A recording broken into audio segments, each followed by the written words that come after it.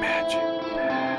5 of the most horrifying torture devices ever made in history. Number 5. Rat torture. You would think rats eating your skin would be torture enough, but they took it to a whole new level. A cage would be strapped, usually to your chest. Hungry rats would then be dumped inside the cage. To make it more insane, they would put heat on top of the cage.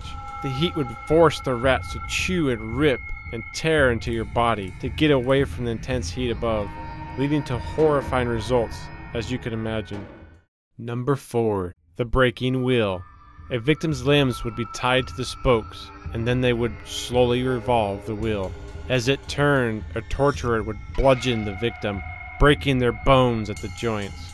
As if that wasn't enough, the victim would be left on the wheel for people to see, left to either dehydrate over several days, usually leading to death, or in rare moments spared to live out their life as a cripple. Number 3. The Spanish donkey.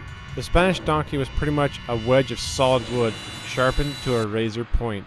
The victim would sit naked on the wedge as if they're riding a horse.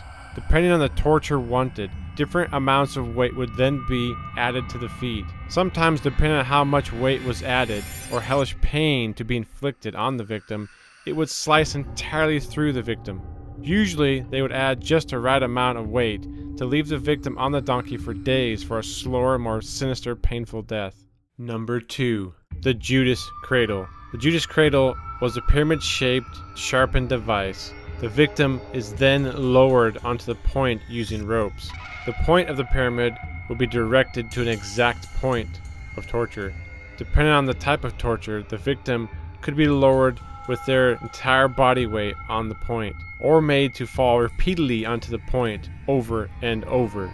Others would be left on the point for hours, even days, allowing the point to dig further and further into the victim for more painful death. Number 1. Saw torture. The victim would be held upside down, allowing the blood to rush to their head. The idea of doing this would keep them conscious during the torture to minimize the blood loss. The torturer would then take the saw blade and begin cutting. The process would be slow and drawn out if desired. Sometimes they would be sawed in half after hours of slow torture. Many were only sawed just to their abdomens, and then left mutilated and still conscious.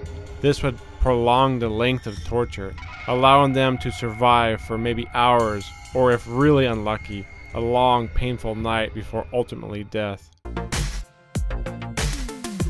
Thanks for watching our video. If you did like it, please make comments below. We'd love to hear from you.